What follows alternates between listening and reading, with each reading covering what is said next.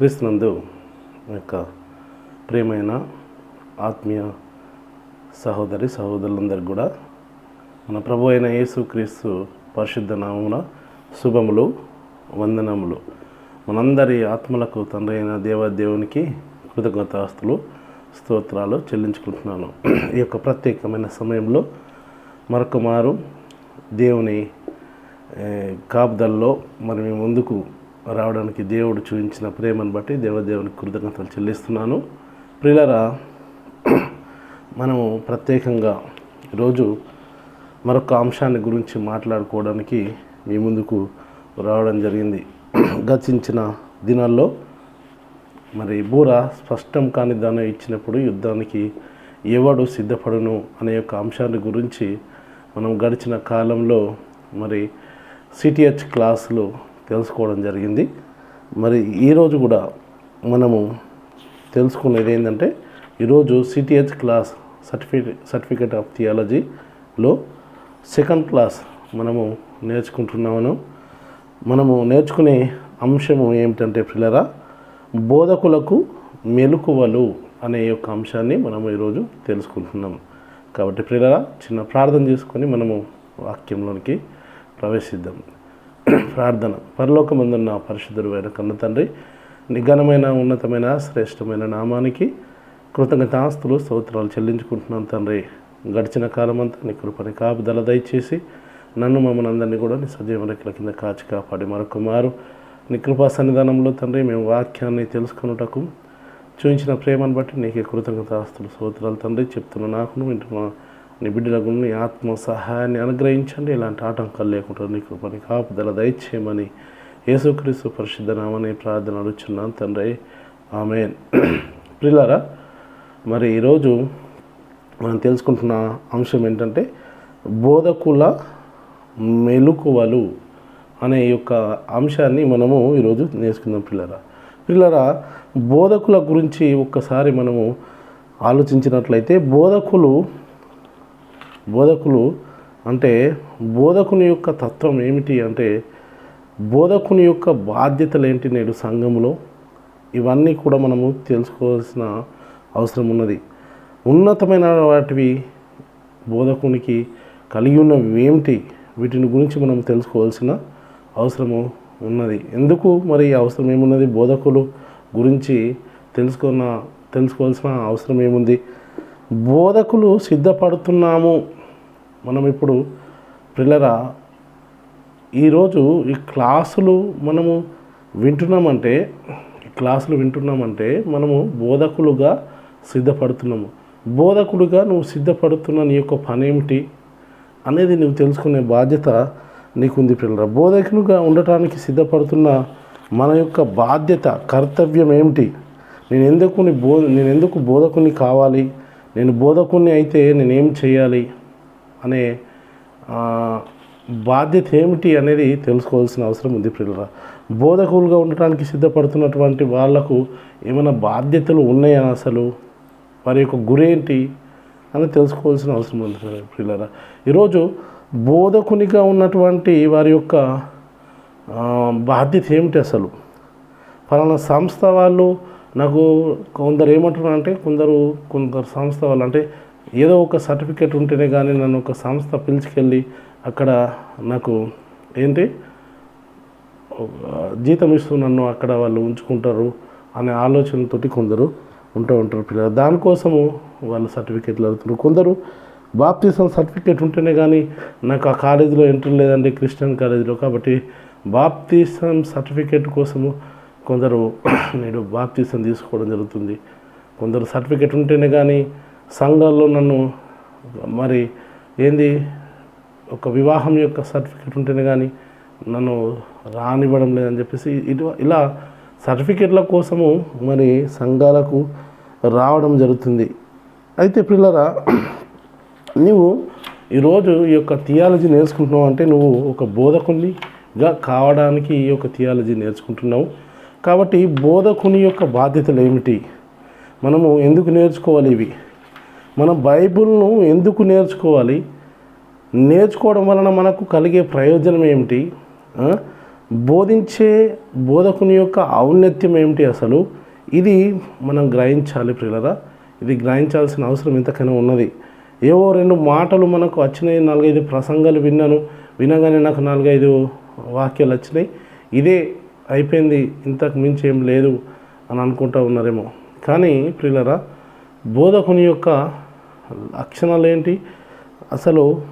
ఏవో 2 మనము వాక్యాలు యూట్యూబ్లో లేకుంటే టీవీల్లో విని, లేకుంటే ప్రసంగాలు ఎక్కడో విని, ప్రసంగాల పుస్తకాలు కొనుక్కొని వాటిలో ఉన్న ఏవో 2 అక్షరాలు తెలుసుకోగానే నాకే మొత్తం తెలుసు అనుకోవడము సరైనది కాదు. ఎందుకంటే బోధకులమైన మనకు ఎవరైతే బోధకులుగా ఉన్నారో బోధకుల గురించి వాక్యం ఏం సెలవిస్తుందంటే ప్రియులారా, బోధకులమైన మనము మరీ కఠినమైన తీర్పు పొందుదామని చెప్తుంది వాక్యం.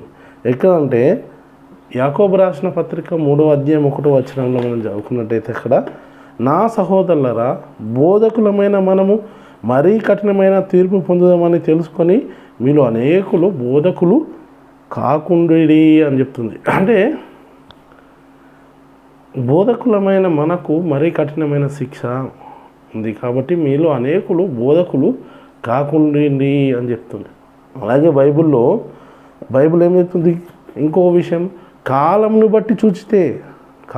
బట్టి చూస్తే మీరు బోధకులుగా ఉండవలసిన వారై ఉండగా దేవోక్తుల్లో మొదటి మూలపాఠములు మరొకడు మీకు మరలా బోధింపవలసి వచ్చెను అని వాక్యం సెలవిస్తుంది. అంటే ఇక్కడ ఏం చెప్తుంది? మీలో అనేకులు బోధకులు కాకుండా అని చెప్తూ ఉంటుంటే, మరొక చోట కాలంని బట్టి చూస్తే మీరు బోధకులై ఉండగా అని చెప్పి వాక్యం సెలవిస్తుంది. అంటే చూడండి, ఆలోచించండి, మరి బోధకులు కావాలా వద్దా ఒకటి ఆలోచించాలి. ఎందుకంటే బోధకులైన వారికి మరీ కఠినమైన తీర్పు పొందుతుంది అని వాక్యం సెలవిస్తుంది.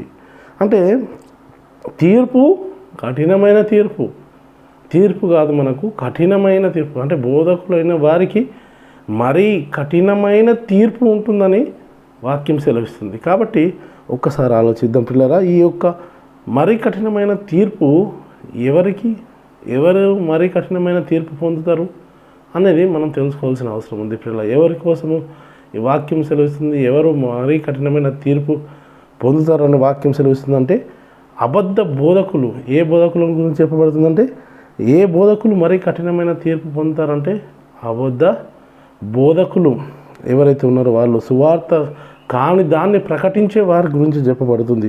కల్పనా కథలు చెప్పేవారి గురించి, భిన్నమైన సువార్తను ప్రకటించే వారికి, వీళ్ళంతా మరీ కఠినమైన తీర్పు పొందుతారంట పిల్లలు. మరీ కఠినమైన తీర్పు పొందుతారు అని వాక్యం సెలవుస్తుంది. దేవుడు సంఘంలో కొందరు బోధకులు, అంటే మొదటి శతాబ్దంలో ఏం చెప్పబడుతుంది?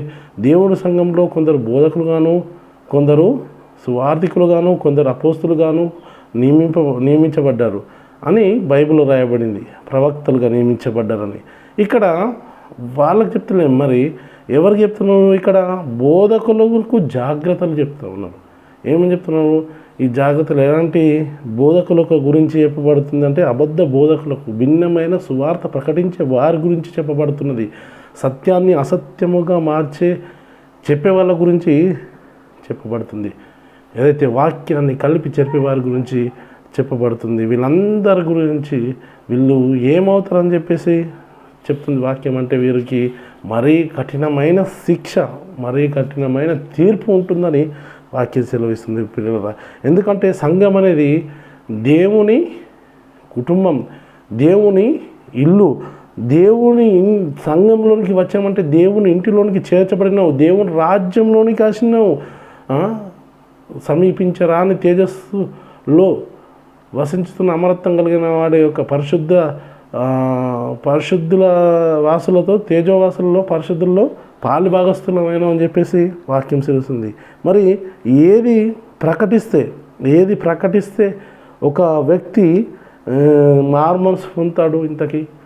ఇందులోకి మనం రావాలంటే దేవుని కుటుంబంలోకి, దేవుని రాజ్యంలోనికి, దేవుని కుమారు యొక్క రాజ్య నివాసులుగా మనం కావాలంటే ఏది ప్రకటిస్తే మరి మనకు మారు మనసు అనేది వస్తుంది, మనం విశ్వసిస్తాము.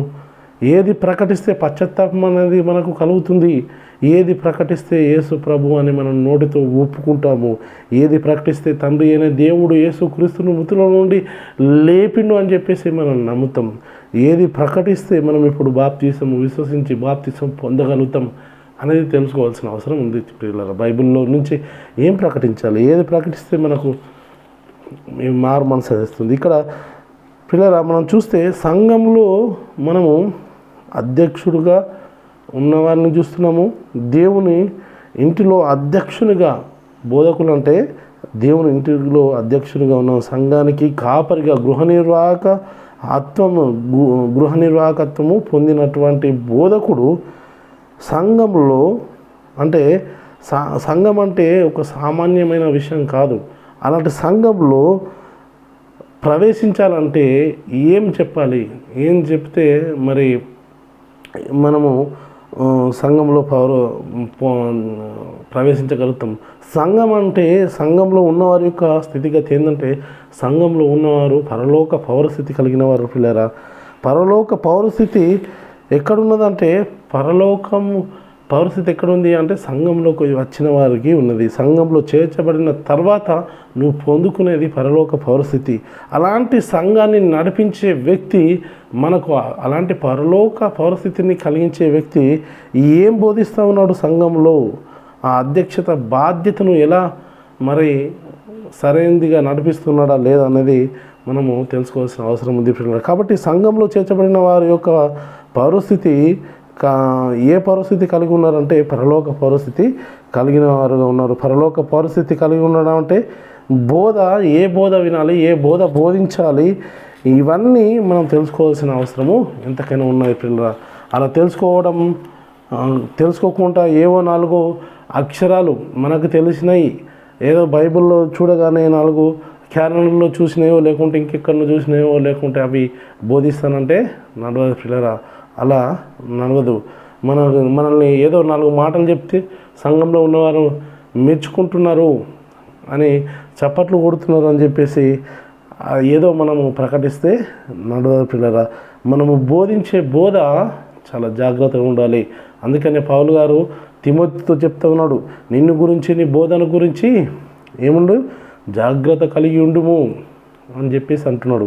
తిమోతికి రాసిన మొదటి పత్రికలో 4వ అధ్యాయం 16వ వచనంలో చెప్తా ఉన్నాడు పిల్లరా, నిన్ను గురించి నీ బోధన గురించి జాగ్రత్త కలిగి ఉండుము, నీవు వీటిలో నిలకడగా ఉండుము, నీవు ఇలాగ చేసి నిన్నును నీ బోధ వినివారిని రక్షించుకుందువు అని చెప్పేసి వాక్యం సెలవిస్తుంది.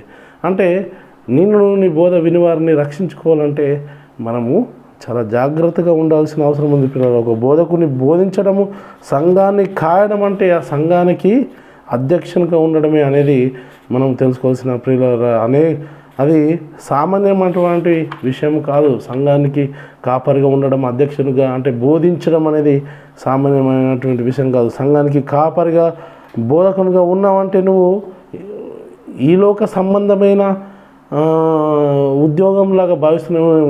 కొందరు అలాగే ఉన్నారు పిల్లరా, ఉద్యోగం లాంటిదిగా చాలామంది మరి అలాగే మరి ఏదో జీవనోపాధి కోసము సంఘాలని కొందరు నడిపిస్తున్నారు. జీవనోపాధి కోసం పనిచేసే వాళ్ళు ఏం చేస్తారంటే సంవత్సరానికి ఎక్కడో కొందరు సంఘాలను ఏర్పరుస్తారు, ఆ సంఘంలో ఒక కాపరిని ఉంచుతారు. వారికి సంవత్సరానికి సరిపడిన బోధలు వారికి ఇస్తారు. ఏ వారము ఏది చెప్పాలో అనేది మనకు బోధలు సంబంధించిన ఒక పుస్తకం అనేది వారికి ఇస్తారు. ఆ పుస్తకం ఇచ్చినప్పుడు ఆ పుస్తకంలో ఉన్న వాటినే వీరు ప్రతి వారం ఏది ప్రకటించాలి, ఎక్కడైనా ప్రార్థనకి వెళ్తే ఏం ప్రకటించాలి అనేది వారికి అన్నీ ఇవ్వబడతాయి. వాటిని అలా యొక్క సంస్థ చెప్పిందే చెప్తారు, కానీ మరి బైబిల్ చదవరు, బైబిల్ని తీయరు, వారు చెప్పరు. కాబట్టి సంఘం అనేది దేవుని ఇల్లు. దేవుని ఇంటికి నువ్వు అధ్యక్షునిగా, గృహ నిర్వాహకత్వము చేస్తున్న వాడిగా, బోధకునిగా, కాపరిగా ఉన్న నీవు ఏం ప్రకటించాలి, నీ యొక్క బాధ్యత ఏంటి అనేది తెలుసుకోవాల్సిన అవసరం ఉంది పిల్లల. నువ్వు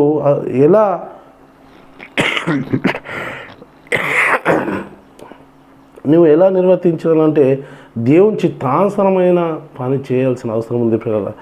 దేవుని చిత్తానుసారంగా జరిగించాల్సిన అవసరం ఉంది.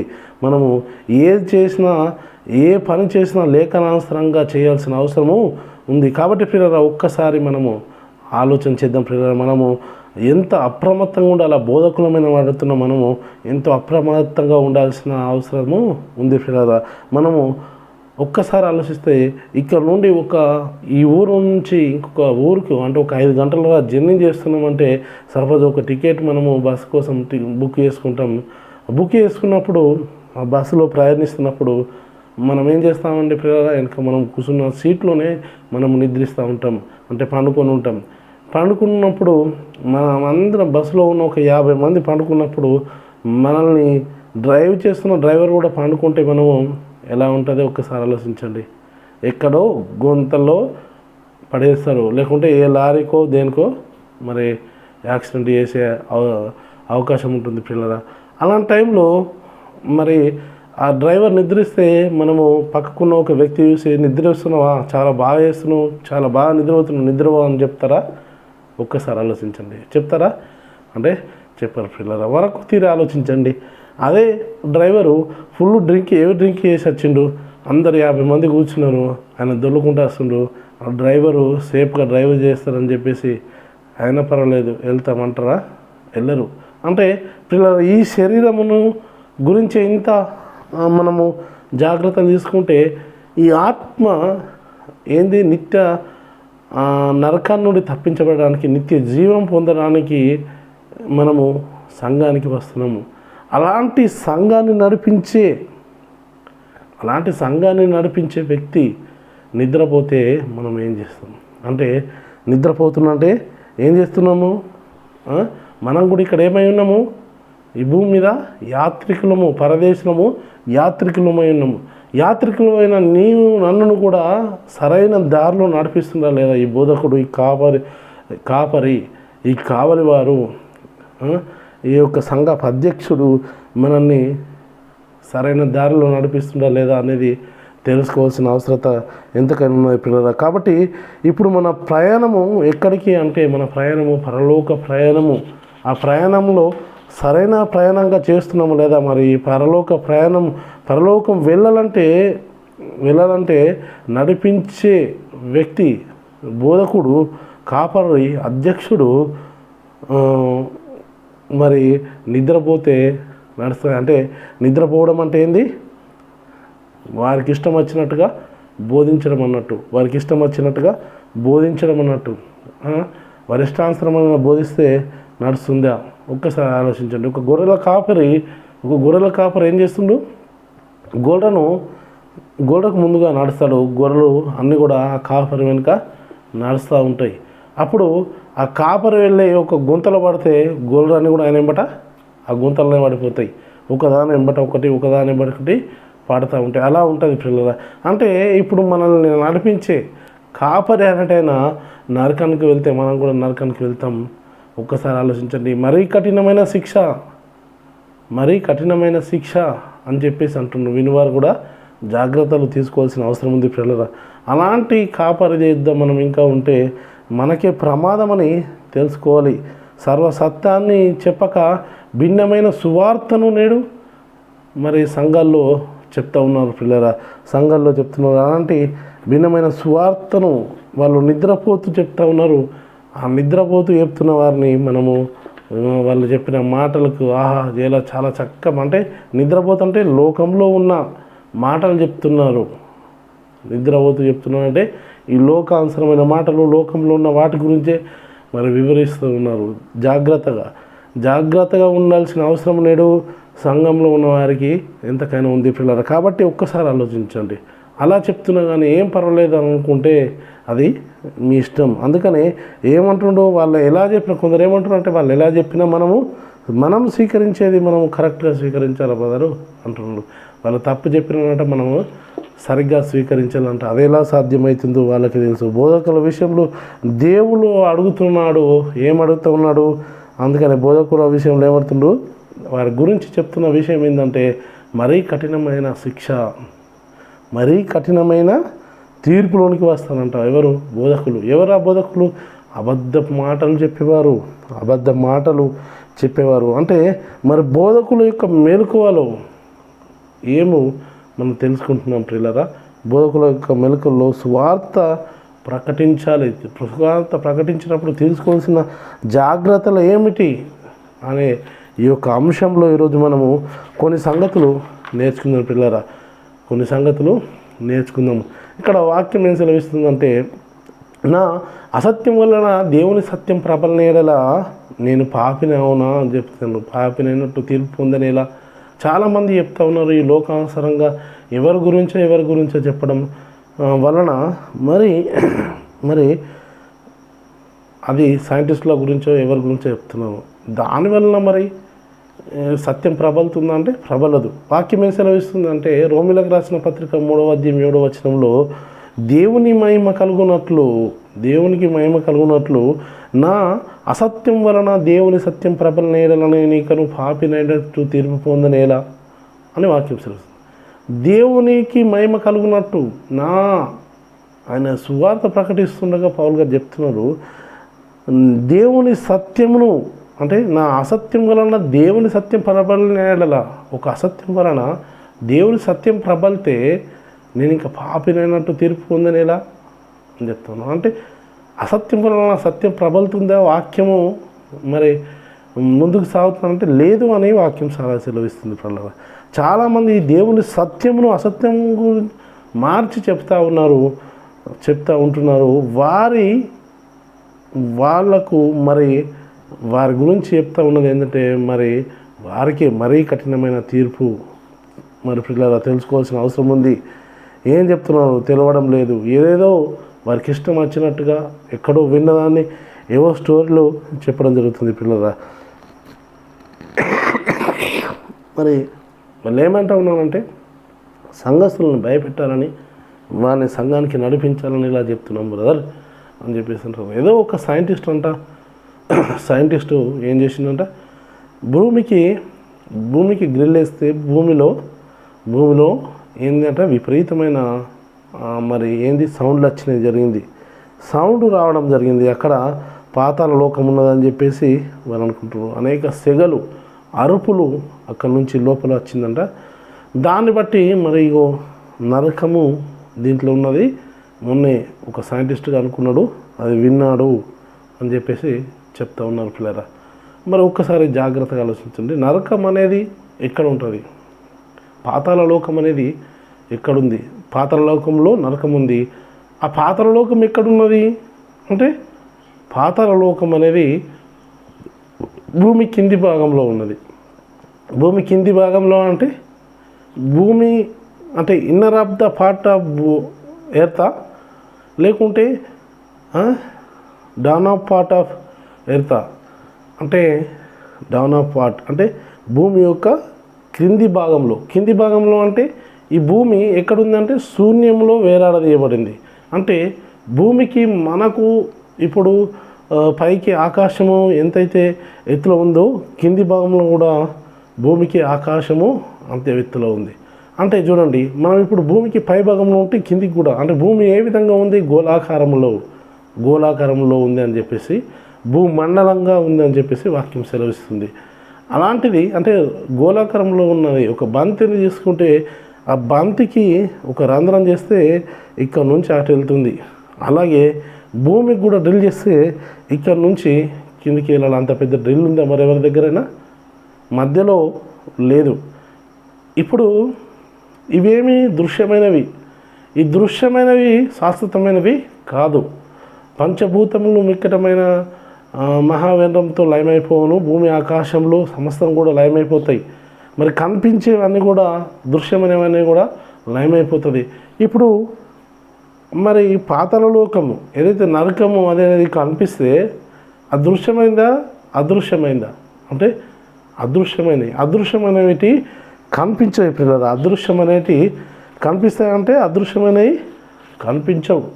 కనిపించని వాటిని మేము చూసామని చెప్పేసి చెప్తుండ్రు. భూమికి పైభాగంలో అంటే ఇప్పుడు భూమి పైన ఆకాశం ఉంది, ఇప్పుడు ఆకాశం అవతల ఉన్న లోకం గురించి చెప్తున్నది. భూమి క్రింది భాగంలో ఆకాశం అవతల ఉన్న లోకమే పాతాళ లోకము అది మరి బైబిల్ చెప్తుంది. దాన్ని అర్థం చేసుకునే అవసరం ఉన్నది. భూమి లోపల కాదు ఉంది, భూమి క్రింది భాగంలో, అంటే భూమికి క్రింది భాగంలో ఈ ఆకాశము, భూమికి ఆకాశం ఎంతో డిస్టెన్స్ ఉందో ఆ డిస్టెన్స్ దాటిన, ఆకాశం దాటిన తర్వాత ఉన్న లోకము పాతాళ లోకము అని వాక్యం సెలవిస్తుంది. కాబట్టి ఒక్కసారి ఆలోచించండి, మనము చెప్పే అసత్యం వలన సత్యము ప్రబలదు. ఇది వాక్యములు చెప్పలేనిది ఉన్నట్టుగా చెప్పడము చాలా చాలా వాక్యాన్ని కలిపి చేర్పడం అనేది మరణకరమైన పాపం ప్రియులారా. అందుకనే యోహాన్ గారు రాసిన మొదటి పత్రిక 2:21 ఏమంటుండు, మీరు సత్యం ఎరగని వారైనందున నేను రాయలేదు, మీరు సత్యం ఎరిగిన వారైనందున నేను రాయలేదు, కానీ మీరు దాన్ని ఎరిగి ఉన్నందునను ఏ అబద్ధమును సత్య సంబంధమైనది కాదని ఎరిగి ఉన్నందునను మీకు రాయొచ్చునని అంటున్నాను. మీరు సత్యం ఎరగని వారైనందున నేను రాయలేదు, కానీ మీరు దాన్ని ఎరిగి ఉన్నందున ఏ అబద్ధమును సత్య సంబంధము కాదని ఎరిగి ఉన్నందున మీకు వ్రాయించనండి. ఏ అబద్ధం కూడా సత్య సంబంధమైనది కాదు. ఒక అబద్ధం ద్వారా మనము సత్యాన్ని ప్రబలుతామని, సత్యాన్ని చెప్తామంటే సత్యం ప్రబలుతామంటే ఏమాత్రము ప్రబలదు. మరి కాబట్టి పిల్లలు ఒక్కసారి ఆలోచించండి, పాతాళ లోకం ఎక్కడుంది అంటే భూమికి అవతల ఉన్నది పిల్లరా. ఈ అబద్ధ సత్యాలు చెప్పి అబద్ధ బోధకులు ఇలా అసత్యాన్ని బోధిస్తే ఏం జరుగుతుందంటే మరీ కఠినమైన తీర్పు అనేది పొందుతాం. చాలా జాగ్రత్త ఉండాల్సిన అవసరం ఉంది పిల్లరా. జనాలను భయపెట్టడం కాదు, జనాల్ని భయపెట్టడానికి వాక్యం చెప్పాలి. వాక్యం ద్వారా సాత్వికంతో వారిని రావటానికి చూడాలి, కానీ జనాల్ని భయపెట్టాలని ఇలాంటి చెప్పడం వల్ల వాళ్ళు రారు పిల్లరా. మరి భూమికి డ్రిల్ వేస్తే ఎక్కడికి వెళ్తుంది అంటే భూమికి కింది భాగంలోకి వెళ్తుంది. క్రింది భాగంలో అంటే ఇక్కడ మనము భూమి గోళాకారం ఉంది, ఇక్కడ నుంచి అవతల వైపు వెళ్తుంది. కానీ అంత పెద్ద డ్రిల్ ఉందా మరి వేయగలుగుతారంటే లేదు పిల్లరా. మరి ఒక్కసారి ఆలోచించాలి. మరి వాళ్ళు చెప్పింది ఏ సైంటిస్ట్ చెప్పిండు, ఆ సైంటిస్ట్ చెప్పింది ఎంతవరకు వాస్తవము అనేది తెలుసుకోవాల్సిన అవసరం ఉంది పిల్లరా. మనము బోధించే బోధ మహిమా స్వరూపము మన ప్రభువైన యేసు క్రీస్తు గురించిన విశ్వాస విషయంలో వాళ్ళు పెద్దోళ్ళ చిన్నోళ్ళ, మరి ఆయన చెప్తుండు కదా అంటే ఆయనకు చెప్పాలి కదా. అంటే ఆయన పెద్ద కదా సార్, వారికి ఏం చెప్తాం మనము, పెద్దవాళ్ళు కదా, వాళ్ళకి చెప్తే వాళ్ళు ఏమన్నా అనుకుంటారు అని అనుకుంటూ ఉంటారు పిల్లరా. మరి వాళ్ళు ఏమనుకుంటున్నారు అనేది కాదు, కానీ వాళ్ళు ఏమన్నా అనుకోరు, కానీ మరి క్రీస్తుని గురించిన విశ్వాస విషయంలో ఏమాత్రం కూడా మొహమాటం కలిగి ఉండద్దు అని చెప్పేసి అంటుంది. నా సహోదరులరా, యాకోబు రాసిన పత్రిక 2:1 ఏమంటారు, నా సహోదరులరా, మహిమా స్వరూపియగు మన ప్రభువైన యేసు క్రీస్తుని గురించిన విశ్వాస విషయంలో మొహమాటం గలవరమై ఉండకూడదు అని చెప్తుండ్రు. అంటే యేసుక్రీస్తుని గురించిన విశ్వాస విషయంలో ఏమాత్రం కూడా మోమాటము కలిగి ఉండకూడదు అని వాక్యం సెలవిస్తుంది. కాబట్టి దయచేసి ఆలోచించండి ప్రియులారా. ఆలోచించి మనము ఏం చేయాలి, వారిని వాక్యంలోనికి నడిపించాలి. వారు చేస్తుంది తప్పు అని వారికి తెలియజేయాల్సిన అవసరము ఎంతకైనా ఉంది. వారు చేస్తున్నది తప్పు అని తెలియజేయాలి. తెలియజేయకపోతే కూడా మనదే తప్పు అని చెప్పేసి వాక్యం సెలవిస్తుంది. వారు సర్చ్ చేసుకుని లేదా లేకపోని తెలియజేయాల్సిన అవసరం. ఆయన పెద్ద అయినా అని చెప్పేసి, అంటే ఎంతో పెద్ద అయినా అంటే ఇక్కడ రోడ్డు మీద ఒక బస్సు వెళ్తుంది, ఆయన పోయి అక్కడ బస్సు ముంగట నిల్చున్నాం కదా. ఒక ట్రైన్ వస్తూ ఉంటే రన్నింగ్లో వెళ్ళి దాని కింద తలబెట్టమంటే పెట్టాం కదా. ఈ శరీరాన్ని గురించి ఎంత ఆలోచిస్తున్నావు, నీ ఆత్మ నిత్య నరకానికి తీసుకెళ్తుండు. కాబట్టి క్రీస్తుని గురించిన విశ్వాసం విషయంలో మొహమాటం వద్దు, చెప్పాలి. అది నీకు దేవుడు తెలియజేస్తున్నాడు, ఆయన తప్పు చెప్తున్నాని ఆ తప్పును నువ్వు అక్కడ చెప్పాలి. ఏం చెప్పాలి సంఘంలో, ఏం చెప్తే మనకు మారు మనసు అనేది జరుగుతుంది, వాక్యం ఏం సెలవిస్తుంది. అక్కడ యేస్కేలుకు ఒక మాట చెప్తా ఉన్నాడు పిల్లరా. దేవుడు యేస్కేలుకు చెప్తున్న మాట ఏంటంటే 3వ అధ్యాయము 16 నుంచి మనము చదువుకున్నట్టయితే, యేస్కేలు గ్రంథం 3వ అధ్యాయం 16 నుంచి, ఆ 7 దినములు జరిగిన తర్వాత యెహోవా వాక్కు నాకు ప్రత్యక్షమై ఇలాగ సెలవిచ్చెను, నరపుత్రుడా, ఇజ్రాయేలులకు కావలిగా నేను నిన్ను నియమించి ఉన్నాను, కాబట్టి నీవు నా నోటి మాటను ఆలకించి నేను చెప్పిన దానిని బట్టి వారిని హెచ్చరిక చేయవలను. నా నోటి మాటను ఆలకించి నేను చెప్పిన విధంగా వారికి హెచ్చరిక చేయవలను. ఎవరికి? ఇజ్రాయేళ్ళకు హెచ్చరిక చేయాలి. ఏది? నోటి మాట విని. మరి ఇక్కడ బైబిల్లో నుంచి చదివి చెప్పాలి. బైబిల్లో నుంచి చదివి చెప్పాల్సిన అవసరం ఉంది ప్రియులారా. కాబట్టి ఇంకా చూసుకున్నట్టయితే ఇంకేం చెప్తున్నంటే 18వ వచనం, అవశ్యముగా నువ్వు మరణమవుదు అని నేను దుర్మార్గుని గురించి ఆజ్ఞయ్యక నీవు అతన్ని హెచ్చరిక చేయక అతడు జీవించున్నట్లు తన దుర్మార్గతను విడిచిపెట్టవలనని వాణ్ణి హెచ్చరిక చేయకయు నుండిన ఎడల ఆ దుర్మార్గును తాను చేసిన దోషమును బట్టి మరణమవును కానీ అతని రక్తమునకు నిన్ను ఉత్తరవాదిగా ఎంచుదును.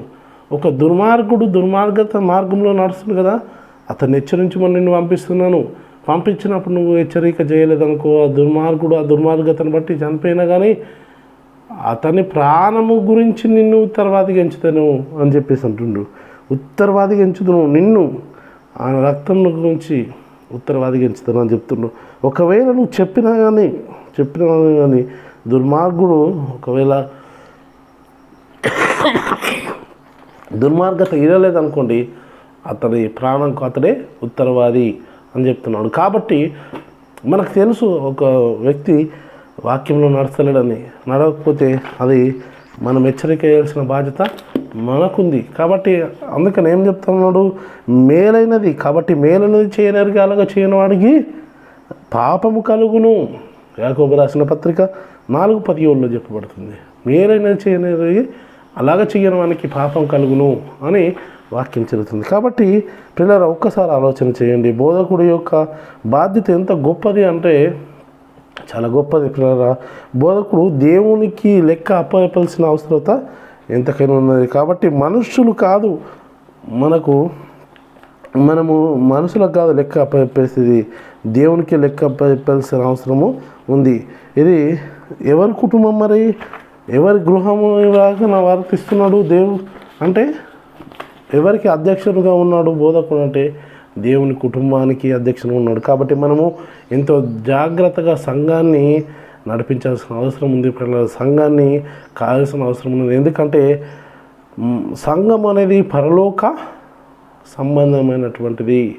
ఆ సంఘాన్ని మనము పరలోక విషయాలు చెప్పి, పరలోక సంబంధమైన విషయాలు చెప్పి సంఘం అనేది యేసుక్రీస్తు యొక్క రాజ్యం, యేసుక్రీస్తు యొక్క శరీరంగా చెప్పబడుతుంది. కాబట్టి మనము చాలా జాగ్రత్తగా బోధించాల్సిన అవసరము ఉంది పిల్లలు. నువ్వు నేర్చుకున్నది రూఢి అని నమ్మి దాన్ని బోధించాల్సిన అవసరము ఉంది పిల్లలు. అందుకనే తిమోతితోటి చెప్తా ఉన్నాడు, 2 తిమోతి 3:15 పౌలుగా చెప్తా ఉన్నాడు, క్రీస్తు యేసు నందుంచవలసిన విశ్వాసము ద్వారా రక్షణార్థమైన జ్ఞానము నీకు కలిగించుటకు శక్తిగల పరిశుద్ధ లేఖనములను బాల్యం నుండి నువ్వు ఎరుగుదువు గనక నీవు నేర్చుకున్నది రూఢి అని తెలుసుకొని ఎవరి వలన నేర్చుకుంటూ ఆ సంగతిని తెలుసుకొని వాటి యందు నిలకడగా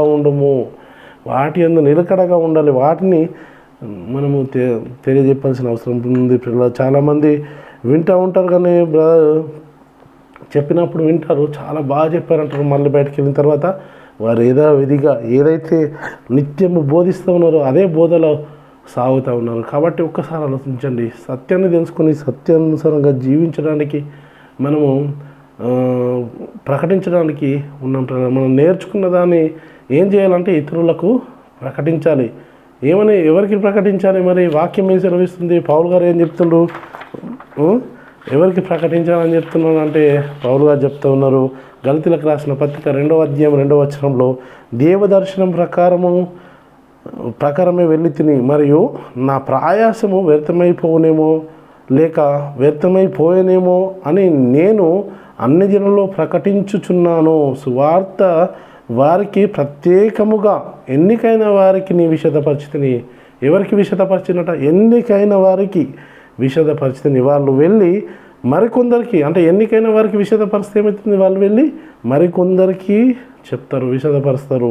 ఇప్పుడు బైబిల్ తరగతి మనం నేర్చుకుంటున్నాము, వింటున్నాం కాబట్టి పిల్లరా ఏం చేయాలంటే నేర్చుకున్న వాళ్ళు చేసే పని ఏమిటి అంటే బయటకు వెళ్ళి ప్రకటించాలి. ఏదో నేను ఎప్పుడు వింటానే ఉంటాను, ఇంకే మీరు చెప్తూనే ఉండని అనేది కాదు. మనము నేర్చుకున్నది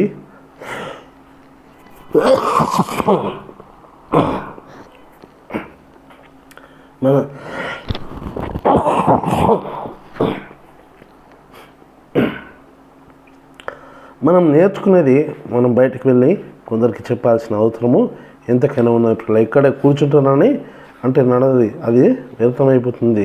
అది వెళ్ళి చెబితే మన ప్రయాసము వ్యర్థం కాదు. మనము ఇతరులకు చెప్తే మన యొక్క ప్రయాసం వ్యర్థం కాదు. నువ్వు అనేక సాక్షుల ఎదుట నా వలన విన్న సంగతులు ఇతరులకు బోధించుటకును సామర్థ్యం గల నమ్మకం గల వారికి మనుషులకు అప్పగించుము అని చెప్తా ఉన్నాడు తిమోతికి. 2 తిమోతికి రాసిన పత్రిక 2వ అధ్యాయం 2వ వచనం పౌలు గారు చెప్తున్నాడు, నీవు అనేక సాక్షులు ఎదుట నా వలన వినిన సంగతులు ఇతరులకు బోధించుటకు సామర్థ్యము గల నమ్మకమైన మనుషులకు, ఎలాంటి వ్యక్తులకు అప్పగించాలని చెప్తున్నంటే ఇక్కడ ఏమన్నా అంటే సామర్థ్యం ఉండాలి, నమ్మకం ఉండాలి. అలాంటి వ్యక్తులకు సామర్థ్యం నమ్మకం లేకపోతే వారు సువార్త ప్రకటించరు. కాబట్టి సామర్థ్యము నమ్మకం ఉన్న వారికి మన యొక్క బాధ్యతలు అప్పగించాలి. లేకపోతే ఎక్కడ వేసిన గొంగళి అక్కడే ఉంటుంది. పిల్లల కొంతకాలము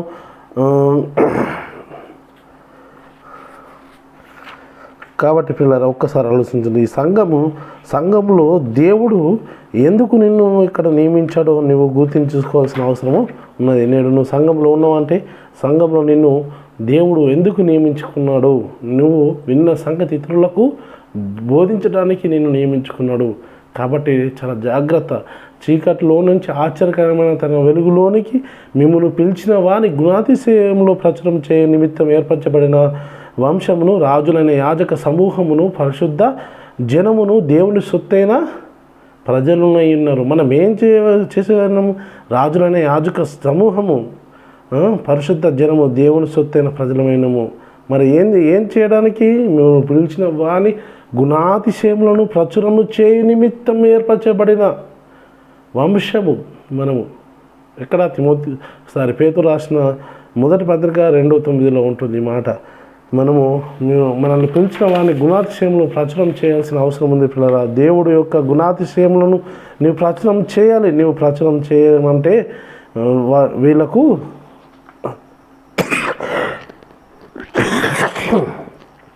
సహాయం వేరొక యుద్ధ నుండి వస్తుందా కానీ పని ఏమొద్ది? ఒకసారి జాగ్రత్తగా ఆలోచించండి పిల్లరా. జాగ్రత్తగా ఆలోచించాల్సిన అవసరం ఉంది అంతే. దేవుని చిత్తాన్ని జరిగించాల్సిన అవసరము ఎంతకైనా ఉంది పిల్లరా. అందుకనే బోధకులు ప్రత్యేకముగా చేయాల్సిన పని ఏమిటంటే సత్యవాక్యమును ప్రకటించాలి. సత్యవాక్యమును వాక్యానుసారంగా మనం ప్రకటించాలి. ఏదో 4 మాటలు ఇక్కడ విన్నవి మరి మనం ప్రకటించడం కాదు. ఇంతకుముందు గడిచిన కాలం మొదటి సిటిహెచ్ క్లాస్కి మనము నేర్చుకున్నాం. బూర స్పష్టం కాని ధ్వని ఇచ్చినప్పుడు యుద్ధమునకు ఎవడు సిద్ధపడును అంటే దేని గురించి చెప్పబడింది? సువార్త గురించి చెప్పబడింది. వాక్యము ఎలా ప్రకటించాలనే విషయాన్ని గురించి మనము తెలియజేయడం జరిగింది. వాక్యము దేవుని ఎదుట యోగ్యునిగాను, సిగ్గుపడనక్కర్లేని పనివారుగాను, సత్యవాక్యము సరిగ్గా ఉపదేశించువానిగాను, నిన్ను నీవే దేవునికి కనపరుచుకున్నటకు జాగ్రత్తగా ఉండమని తిమోతికి చెప్తా ఉన్నాడు పిల్లలు. ఏమంటుండే అక్కడ?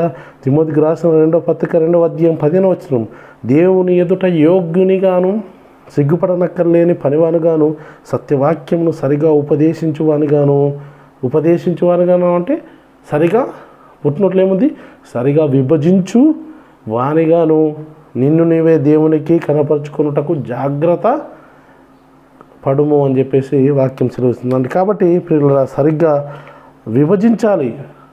సరిగ్గా విభజించడానికి మనం ముందుకు సాగాలి పిల్లలు. అక్కడ చెప్పింది ఏ కాలానికి చెందింది? మనం వాక్యం చెప్తున్నది ఏ కాలానికి, ఏ సందర్భానికి బట్టి చెప్పబడుతుంది, దాన్ని వివరించడానికి, విభజించడానికి మనము ముందుకు సాగాలి. కానీ అన్నిటినీ అదేదో ఉందని చెప్తే సరికాదు. అందుకే ఎంతో జాగ్రత్త తీసుకోవాల్సిన అవసరం ఉంది. జాగ్రత్త పడకపోతే ఏమవుతుందంటే అయోగ్యుడవైతావు, యోగ్యత కోల్పోతావు, దేవుడి ఎదుట సిగ్గుపడాల్సిన అవసరం వస్తుంది. మరి దేవుని ఎదుట యోగ్యతను కలుగుతావు, సిగ్గుపడే పనివాళ్ళుగా అయిపోతావు. సత్యవాక్యంను సరిగా విభజించాలని వాక్యం సెలవిస్తుంది. అందుకనే నిన్ను గురించి, నీ బోధన గురించి జాగ్రత్త కలిగి ఉండుము అని తిమోతికి చెప్తున్నాడు. ఇలా వీటిలో నిలకడగా ఉండుము, నీవు ఇలాగ చేసి నిన్ను నీ బోధ వినివాలని కాపాడుకుందు అని చెప్పేస్తుంది. బోధ అనేది ఎలా చేయాలంటే మనుషుల్ని బట్టి బోధ చేయడం కాదు ప్రియులారా, మనుషులు బట్టి బోధ చేయడం కాదు. అలా కుదరదు. అందుకే బోధ విషయంలో చాలా జాగ్రత్తగా ఉండాల్సిన అవసరము ఉంది ప్రియులారా. ఏదైతే పరిశుద్ధాత్ముని ప్రేరేపణ కలిగిందో, పరిశుద్ధాత్మ ప్రేరేపణ కలిగిందో వాటిని మనం నేర్చుకొని చెప్పాలి. ఎలా చెప్పాలి వాక్యం అంటే? వాక్యం ఎలా చెప్పాలంటే సిద్ధపడి చెప్పాలి. ఏమంటుంది? దైవావేశం, దైవజనుడు సన్నద్ధుడై ప్రతి సత్కార్యమునకు పూర్ణముగా సిద్ధపడినట్లుగా దైవావేశం వలన కలిగిన ప్రతి లేఖనమును ఉపదేశించుటకును, ఖండించుటకును, తప్పుదిద్దుటకును, నీతి యందు శిక్షావిధి చేయుటకును ప్రయోజనకరమై ఉన్నది అని వాక్యం సెలవిస్తుంది. ఒకసారి చూసుకున్నట్టే తిమోతికి రాసిన 2వ పత్రిక 3వ అధ్యాయం 16-17 వచనంలో ఉంటుంది పిల్లల. దైవజనుడు సన్నద్ధుడై ప్రతి సత్కార్యమునకు పూర్ణంగా సిద్ధపడినట్లును దైవావేశం వలన కలిగిన ప్రతి లేఖనము ఉపదేశించుటకును, ఖండించుటకును, తప్పుదిద్దుటకును, నీతి యందు శిక్షావిధి శిక్ష చేయుటకును ప్రయోజనకరమై ఉన్నది. దైవజనుడు దేన్ని బట్టి బోధించాలి అంటే దేన్ని బట్టి బోధించాలి, ఖండించాలి, దేన్ని బట్టి తప్పుదిద్దాలి, దేన్ని బట్టి నీతి యందు శిక్ష విధించాలి. దైవజనుడు సన్నద్ధుడై ప్రతి సత్కార్యమునకు పూర్ణముగా సిద్ధపడాలని చెప్తుండు. దైవావశం వలన కలిగిన లేఖనములు ఎక్కడున్నవి? వేటిని గురించి చెప్తుండు? పరిశుద్ధాత్మ ప్రేరేపణ ద్వారా కలిగిన లేఖనములు ఎక్కడ నుండి? పరలోకం నుండి పంపబడిన పరిశుద్ధాత్ముని ద్వారా అపోస్తుల చేత బోధింపబడినటువంటి సంగతుల గురించి. పాత నిబంధనల్లో వ్రాయబడిన వాటిని గురించి కాదు. పాత నిబంధనలో కూడా మరి పరిశుద్ధాత్మ ద్వారా రాయబడిన, కానీ మరి కొత్త నిబంధనలో ఉన్నాయి. యేసుక్రీస్తు ఏమంటాడంటే, నేను వెళ్ళిన తర్వాత పరిశుద్ధాత్ముడు వస్తాడు, ఆయన మిమ్మల్ని సర్వసత్యంలోనికి నడిపిస్తాడు. యేసుక్రీస్తు వెళ్ళి పరిశుద్ధాత్మను పంపిస్తే పరిశుద్ధాత్ముడు వచ్చి అపోస్తుల చేత బోధింపజేసినటువంటి బోధ బైబిల్లో ఎక్కడ ఉన్నదంటే అపోస్తల కార్యం నుండి ప్రకటన గ్రంథం వరకు. అందుకనే అంటాడు, దైవావేశం వలన కలిగిన లేఖనం అంటే పంచకాండములు లేక ధర్మశాస్త్రం అనేవి కాదు ప్రియులరా. అవి కూడా దైవావేశం వలన కలిగినప్పటికీ మనుషులు ఇచ్చిన బట్టి కలిగినవి కావు.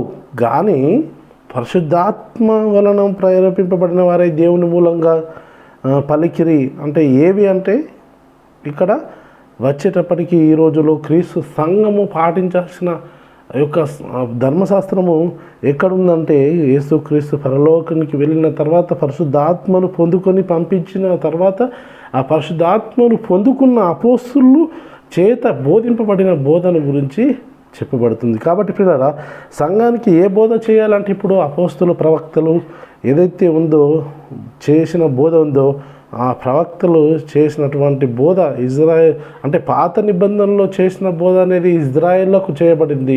కొత్త నిబంధనలో చేసిన బోధ అనేది నేడు క్రైస్తవులకు సమస్త జనాంగానికి కూడా చేసిన బోధ. కాబట్టి పిల్లరా, క్రైస్తవులు అనుసరించాల్సిన చట్టము ఎక్కడుంది అంటే, క్రైస్తవులు అనుసరించాల్సిన చట్టము అదే దైవావేశం వలన కలిగిన ప్రతి లేఖనము ఉపదేశించుటకు, ఖండించుటకు, తప్పుదిద్దుటకు, నీతి యందు శిక్షా విధి చేయుటకు మరి ప్రయోజనకరమై ఉంది. మరి పరిశీలన చేస్తే పిల్లరా, ఎప్పుడూ రాయబడిన మన బైబిల్ గ్రంథంలో ఉన్న మరి పాత నిబంధన గురించి ఏమంటారు అంటే, వాటి గురించి కూడా వాటి గురించి ఏం చెప్తుంది? అవి మనకు బుద్ధి కలుగుటకు వ్రాయించబడి ఉన్నాయి అని చెప్పేసి వాక్యం. ఈ సంగతులు దృష్టాంతంలో వారికి సంభవించి యుగాంతంలో ఉన్న మనకు బుద్ధి కలుగుటకై వ్రాయబడినాయని కొరింథీయులకు రాసిన మొదటి పత్రిక 10:11 కానీ కొరింథీ మొదటి పత్రిక 10:6లో కానీ రోమిలకు రాసిన పత్రిక 15:4లో కానీ రాయబడింది. ప్రియులారా, పాత నిబంధన కాలంలో జరిగిన సందర్భాలు పౌలు ఇక్కడ రాశాడు. అన్నీ మనకి ఏవైతే అవసరమో వాటిని ఆల్రెడీ మరి మోడిఫై చేసి రాయించడం అనేది జరిగింది. ప్రియులారా, ఎలా దేవుని ఆజ్ఞను అతిక్రమించారో వాళ్ళు, వారికి పాత నిబంధన అనేది ఇజ్రాయేల్ ప్రజలకు ఇవ్వబడింది. వారు ఏ విధంగా ఆజ్ఞను అతిక్రమించారు, ఆ ఆజ్ఞని అతిక్రమించడం వల్ల వారికి ఏం జరిగింది అనేది మనకు బుద్ధి కలుగుటకు రాయించబడింది. ఇప్పుడు మరి కొత్త నిబంధనలో అప్పుడేమో శారీరకంగా వారికి శిక్షా విధులు కలిగాయి. ఇప్పుడు మరి ఆత్మకు అంటే అక్కడ కూడా ఉంది, కాకపోతే మరి వారికి ఇచ్చిన ఆజ్ఞలు వేరు, ఇప్పుడు నేడు క్రైస్తవులకి ఇవ్వబడిన ఆజ్ఞలు వేరు. వారికి దృష్టాంతాలుగా సంభవించి యుగాంతంలో ఉన్న మనకు బుద్ధి కలుగుటకు వ్రాయబడినట్టుగా చెప్పబడుతుంది. ఇప్పుడు ఆత్మ సంబంధమైన సంగతులతోనే సరిచూచుకోవాలని వాక్యం సెలవిస్తుంది. ప్రియులారా, ఒకసారి మనం చూసుకున్నట్టయితే కొరింథీయులకు రాసిన మొదటి పత్రిక 1వ అధ్యాయము 13వ వచనాన్ని మనం చదువుకున్నట్టయితే 1వ అధ్యాయం 13వ వచనం మనం చదువుకుంటే ఆత్మ సంబంధమైన సంగతులతో మనుష్య జ్ఞానముతో నేర్పు మాటలతో కాక ఆత్మ సంబంధమైన సంగతులతో సరిచూచు ఆత్మ నేర్పు మాటలతో వీటిని గురించి మేము బోధించుచున్నాము అని చెప్పేసి అంటుండు. ఒకడు మరి ఆత్మ సంబంధమైన సంగతులు సరిచూచుకోవాలి. ప్రకృతి సంబంధమైన వాటితో మరి ఆత్మ సంబంధమైన పోల్చి చెప్పడము చాలా తప్పు, వాక్యాన్ని కలుపు చెప్పడం. కాబట్టి ఒకడు బోధించిన దైవోక్తులు బోధించినట్టుగా బోధింపాలని చెప్పేసి పేతురు గారు చెప్తున్నారు. వారు ఆయన పట్టణంలో ద్వారా వెలుచు యెరూషలేములో ఉన్న అపోస్తలుల పెద్దలకు నిర్ణయించిన విధులను గైకొనుటకు వాటిని వారికి అప్పగించిరి. పౌలు సువార్త ప్రకటిస్తూ వెళ్తున్నప్పుడు అపోస్తల కార్యం 6:14లో చెప్తా ఉన్నాడు. వారు ఆయన పట్టణముల ద్వారా వెలుచు యెరూషలేములోనున్న అపోస్తలులను పెద్దలను నిర్ణయించిన విధులను గైకొనుటకు వాటిని వారికి అప్పగించిరి అని చెప్పేసి నీవు ఇంకా చూసుకున్నట్టయితే తీతుకు రాసిన పత్రికలో 1వ అధ్యాయం 9వ వచనంలో 1:9లో రాయబడిన వచనం ప్రియులారా, తాను హితబోధ విషయమై జనులను హెచ్చరించుటకును ఎదురాడు వారి మాట ఖండించుటకును శక్తి గల వాడగునట్లు ఉపదేశమును అనుసరించి నమ్మదగిన బోధను గట్టిగా చేపట్టుకున్నవాడై ఉండవలను. నమ్మదగిన బోధ చేయవాలని చెప్పేసి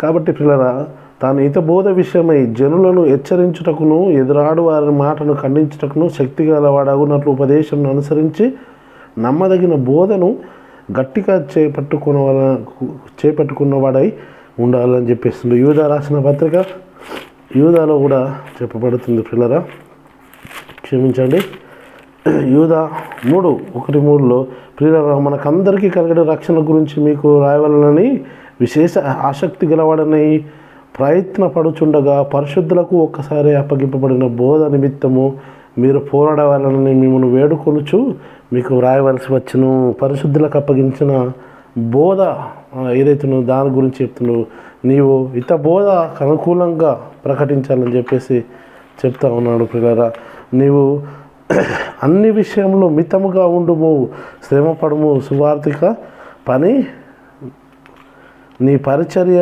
సంపూర్ణంగా జరిగించుము అని చెప్పేసి తిమోతికి రాసిన 2వ పత్రిక 4:5లో చెప్తున్నాడు. నీవు అన్ని విషయంలో మితముగా ఉండుము, శ్రమపడము, సువార్థికుని పని చేయము, నీ పరిచర్య సంపూర్ణంగా జరిగించుము. కాబట్టి మనము చెప్పేది అంతా ఎలా చెప్పాలంటే కొంత చెప్పడం, కొంత కొద్దిగా ఆపడం కాదు. సువార్త ఏదైతుందో అది పూర్తిగా చెప్పాలి అని చెప్పేసి చెప్తున్నాను. అపోస్తల కార్యము 14వ అధ్యాయం పిల్లరా, అపోస్తల కార్యం 14వ అధ్యాయము 23వ వచనంలో మనం చూసుకున్నట్టయితే అక్కడ చెప్పబడుతున్న మాట ఏంది? మరియు ప్రతి సంఘంలోనూ వారికి పెద్దలను ఏర్పరిచి ఉపవాసం ఉండి ప్రార్థన చేసి వారు నమ్మిన ప్రభువునకు వారిని అప్పగించిరి. అంటే వాక్యము చెప్పిన తర్వాత వారిని ప్రభువుకు అప్పగించడం అనేది జరిగింది పిల్లరా. ఇంకేం చెప్తా ఉన్నారు? అపొస్తలుల కార్యం 20వ అధ్యాయము ఏదైతే ఉందో బోధ అంతా కూడా చెప్పి వారిని కృపావాక్యంకు అప్పగించినట్టుగా మనం చూస్తున్నాం పిల్లరా. 20వ అధ్యాయం 26 వచనం చూసుకున్నట్టయితే, కాబట్టి మీలో ఎవరి నాశనం విషయమైన నేను దోషిని కానని నేను మిమ్మను సాక్ష్యం పెట్టుచున్నాను. దేవుని సంకల్పం అంతా మీకు తెలియకుండా నేనేమీ దాచుకోలేదు. దేవుని సంకల్పం అంతా కొద్ది చెప్పి కొద్ది దాచుకోవడం కాదు. దేవుని యొక్క సంకల్పం అయితే ఏదైతే ఉందో ఆ సంకల్పం అంతా మీకు అంతా కూడా చెప్పేసి నన్ను అని చెప్పేసి చెప్తున్నాడు. కొద్ది చెప్పడం కొద్ది దాచుకోవడం కాదు, చెప్పేశాడు. ఇంకా 32వ వచనంలో చూసుకున్నట్టయితే చెప్పేసి ఏం చెప్తున్నాడు?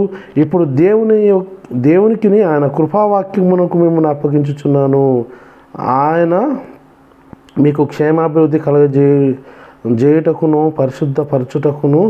పరిశుద్ధపరచబడి వారి అందరిలో స్వాస్థ్యము అనుగ్రహించుటకు శక్తివంతుడు అని చెప్పేసి అంటుడు. ఎవరికి అప్పగించుడు? దేవుని యొక్క కృపా వాక్యానికి అప్పగించడం అనేది జరిగిన పిల్లరా. వాక్యం ప్రకటించడం అనేది ఒక సమయం అనేది లేదు. సమయమందును వాక్యం ప్రకటించాల్సిన అవసరం ఉంది పిల్లరా. సమయమందును అసమయమందును వాక్యం ప్రకటించాలని చెప్తున్నాడు. ఎలా ప్రకటించాలి? వాక్యం ప్రకటించేటప్పుడు తిమోతికి రాసిన 2వ పత్రిక 4వ అధ్యాయము 2వ వచనం, వాక్యము ప్రకటించము, సమయమందును అసమయమందు ప్రయాసపడము, సంపూర్ణ దీర్ఘశాంతంతో ఉపదేశించుము. శాంతంతో ఉపదేశించుచు, ఖండించుచు, గద్దించుచు బుద్ధి చెప్పుము అని చెప్పేసి చెప్తుంది. ఎంతో శాంతంతో, ఎంతో కోపంతో కాదు చెప్పడము, వారిని భయపెట్టడం కాదు, దీర్ఘశాంతంతో మరి వాక్యాన్ని ప్రకటించాల్సిన అవసరం ఉంది. పిల్లగా క్రీస్తు శిల్వను వ్యర్థం కాకుండానట్లు వాక్చాతుర్యం లేకుండా మరి సువార్త ప్రకటించాల్సిన అవసరం ఉంది. కొరింథీయులకు రాసిన మొదటి పత్రిక 1వ అధ్యాయం 17వ వచనంలో రేపు చెప్పబడుతున్న మాట పిల్లరా, క్రీస్తు శిల్వ వ్యర్థం కాకుండానట్లు వాక్చాతుర్యం లేకుండా సువార్త ప్రకటించుటకు నన్ను పంపాను అని పౌలుగా చెప్తుండ్రు. మరి పిల్లరా చూడండి, చాలామంది మరి దేవుని జ్ఞానాన్ని కాకుండా వాళ్ళ జ్ఞానాన్ని బయలుపరుస్తూ వాళ్ళ జ్ఞానం అనుసారంగా మరి వాక్యాన్ని మరి ప్రకటిస్తున్నారు పిల్లరా. ఎందుకంటే సువార్తను వెర్రితనంతో నమ్మవారిని మరి రక్షణ కలగజేయటకు అది దేవుని దయాపూర్వక సంకల్పమై ఉన్నది. నీవు సువార్త చెప్పుట అంటే సువార్త చెప్పడం వల్ల కొందరు రక్షణలోకి వస్తున్నారు. దాంట్లో ఏముందంటే, అందుకనే పౌలు గారు తెస్సలోనిక సంఘంలో చెప్తా ఉన్నారు, మీరు ఎరిగిని విన్నట్టు మేము ఇచ్చకపు మాటలైనను ధనాపేక్ష కప్పిపెట్టు వేషధారణైనను వినియోగింపలేదు అని చెప్తున్నాడు. తెస్సలోనిక రాసిన మొదటి పత్రిక 2వ అధ్యాయం 5వ వచనంలో ఈ మాట చెప్తున్నాడు. పిల్లల వినువారికి మేలు కలుగుటకే, వినువారిని చెరుపుటకు కాదు, వినువారిని చెరుపుటకే కానీ మరి దేనికి పనికిరాని ఇచ్చకపు మాటలు చెప్పకూడదు, వాదములు పెట్టుకోకూడదు అని వాక్యం సెలవిస్తుంది. అపవిత్రమైన వట్టి మాటలకు విముఖుడవై ఉండుమని చెప్తున్నారు. అట్టి మాటలు మరీ ఎక్కువగా భక్తిహీనులు అవుతారు అని చెప్తున్నారు పిల్లరా. కాబట్టి ఒక్కసారి ఆలోచించండి వాక్యములో ఏం చెప్తున్నారు అనేది మనకు కావాలి. చాలా జాగ్రత్తగా ఆలోచన చేసి వాక్యాన్ని ప్రకటించడానికి ఏదో మనం బోధకులమైనమంటే అయినము అనేది కాకుండా బోధకులకు మరీ కఠినమైన తీర్పు ఉంది అని చెప్పేసి వాక్యం సెలవిస్తుంది. కాబట్టి నువ్వు నేర్చుకున్నది రూఢి అని తెలుసుకొని వాటిలో ఎలా ఉండాలంటే నిలకడగా ఉండాలి. ఇది బాగానే మరి ఇది కరెక్ట్గా ఉన్నదా లేదా అనేది ఒకటికి 2 మార్లు మరి చెక్ చేసుకోవాలి. ఎవరో డబ్బులు ఇస్తున్నారు, మరి ఏదో చేస్తున్నారు, ఆ సంఘానికి వెళ్దాము అనేది అలా కాకుండా ఒక్కసారి ఆలోచన చేయండి. బోధకులమైన మనము మరీ కఠినమైన తీర్పు పొందామని వాక్యం సెలవిస్తుంది. లేఖనంలో చాలా స్పష్టంగా చెప్తున్నాయి. ఇంకా చాలా ఉంది కానీ చెప్పడానికి టైం లేదు. దయచేసి ఆలోచించండి, మరి అన్ని విషయాల్ని పరిశీలించండి. కాబట్టి మనము ఈ వాక్యం నేర్చుకున్న తర్వాత ఏదైతే బోధకుల యొక్క మెలకువలు నేర్చుకున్న తర్వాత ఇది సత్యము అని గ్రహించినప్పుడు సత్యాన్ని అనుసరించగలిగిన వారమై మరి మనము ఉండాలి. మనము నేర్చుకున్నది ఏదో ఈ లోక సంబంధమైన జీవనోపాధి విషయం గురించో మరి మనకు వచ్చేది జీతం గురించో కాకుండా వాక్యాన్ని తెలుసుకుంటున్నాం. నేను కూడా మనమందరము వాక్యానుసారంగా జీవించడానికి మనము సంఘాన్ని నడిపిస్తున్నాం పిల్లరా. మనం బూరయో స్పష్టమైన ధ్వని ఇచ్చినప్పుడే మరి వారు యుద్ధానికి సిద్ధపరుస్తారు. కాబట్టి వినివారిని చేర్పుటకే కానీ దేవునికి పనికిరాని మాటలను విడిచిపెట్టి ఒక బోధించేవాడు ఎలా దేవోక్తులు బోధించినట్టుగా ఉండాలి. దేవునికి ఆయన కృపావాక్యమును వారిని అప్పగించాలి. ఇత బోధను అనుకూలమైన సంగతులను వారికి బోధించాలి. ఇచ్చక మాటలు విడిచిపెట్టి సమయమందును అసమయమందును సువార్త ప్రకటించే వారిగా ఉండాలని క్రీస్తు ప్రేమను బట్టి వేడుకుంటున్నాను.